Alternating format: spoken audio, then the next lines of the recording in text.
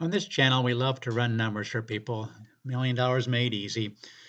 We basically look at the numbers for the S&P 500, what they've done for the last 100 years, and project that they're probably not going to be any better or any worse than what has happened in the last 100 years. We're not going to have any numbers that are worse than the Depression and worse than 2000s, and probably not any better than the 1980s, 1990s, and the 20 teens.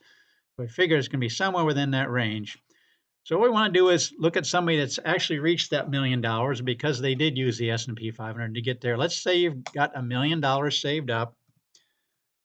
I realize some of these concepts we've already seen in other videos, but we've got new subscribers coming on board all the time. So I just want to run these, and I want to look at a scenario where Dave Ramsey has recommended that you could withdraw 8% and never run into any problems. And I have a couple of issues with that, and I want to show you why. So what I want to do is run the numbers for somebody beginning with $1 million and taking out 8%, around 8.1.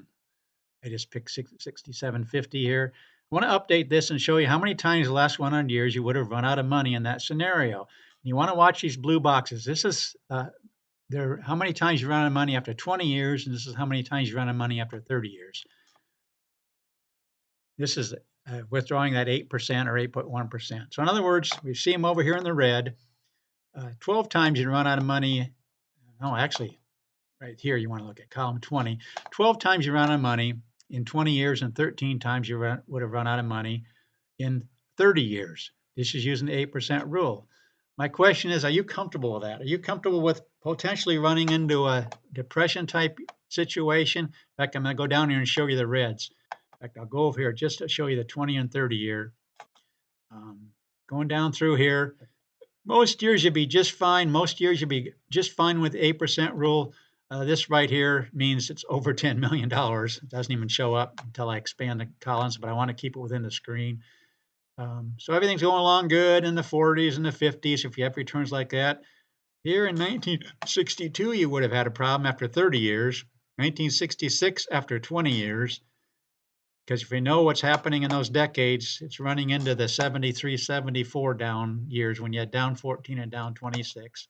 But continuing on here, again, just 12 times, but are you comfortable with that? Especially when a couple more here, 68 and 69, 1973, because 1973 was also the two down years. But I want you to notice within the last 25 years, we've also had some down times where all these years, 73, 74, would have been just fine with the 8% rule. But look what happens when we get to right here. 1999 to 2002, you would have run out of money in less than 20 years. Most of the times you would have been fine. Most of the times the 8% rule, no problem. My question is, are you comfortable with that? Here's what's going on here. 1993, this is a summary table for how much you'd have left with this scenario, withdrawing $67.50 a month. No problem after 10, 15, 20 years, it'd be growing. Watch as I go up here. 1996, as these years that are down years get closer and closer to the beginning of when you start withdrawing, that's when you start running into a problem. Still in good shape after 10, 15, and 20 years, 1996, 1997, 1998, look what happened. Just that 1 year difference.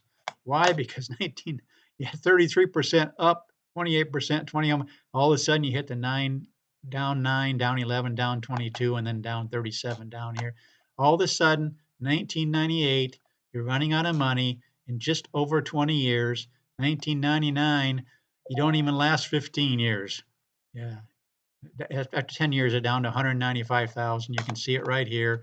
And you're actually out of money after 13 years. You're down to 31,000. The year 2000, even worse.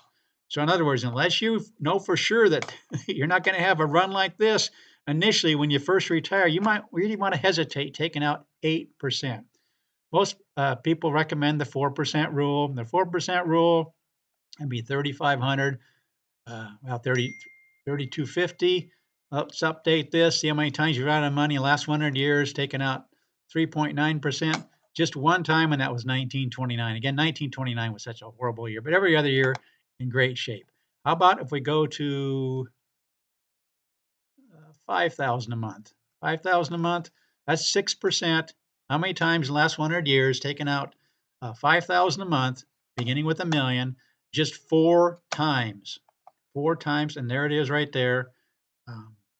19, 28, 29, and 30, you'd run out of money, taking out 6%. So I could see going up to 6% potentially.